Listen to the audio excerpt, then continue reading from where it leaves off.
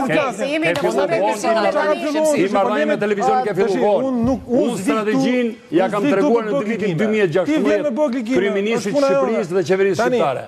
Nuk e kam mbështetur. Unë kam thënë që unë kam heq dorë nga të bërit lider, ti që do më bë lider tani na jep men. Edukimi është i nevojshëm.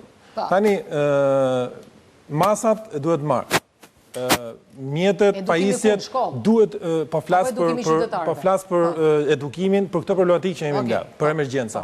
Kemi bërë dhe emision para 3 vitesh që kam thënë duhet futet dhe ushtria, edhe kur kam thënë pse ushtria e detyrueshme, shërbimi ushtarak i detyrueshëm, kur kam thënë pse, edhe për të përballuar emergjencat civile, që jo gjithë qytetarët marrin telefonin dorë e thonë ka ardhur ujë ke dera, po qytetarët të rinj duhet jenë përgatitur për ta përballuar vetë një situatë. Populli ushtar pra.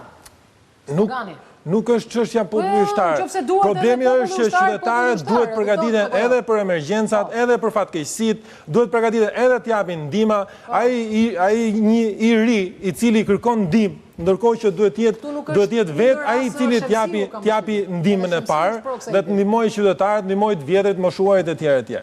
Kështu që këtu fillon përgatitja për sfidat që presin vendin, jo vetëm Shqipërinë, po mbar globin. Patjetër dhe strategjia mbrojtjes, patjetër dhe mjetet, pajisjet, patjetër dhe vetëm ta mbyll. Nuk ke konkluzionin ti, po je urdhër tani. Okej, vazhdo. Unë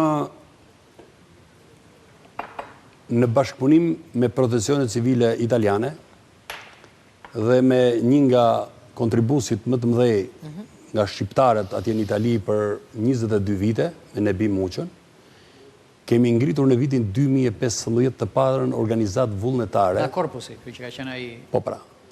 Dhe e kemi quar deri në 800 antarë, të cilët janë angazhuar për të paktën shumë vite, vazhdojnë edhe sot, po s'kanë gjetur mbështetjen nga autoritetet shqiptare. Po, jemi në vend që vetëm se? Po, në disa fatkeqësitë natyrës, në të cilën bëjnë pjesë sot një pjesë e mirë e tyre, janë në karrierë si ndihmësmjek, mjek.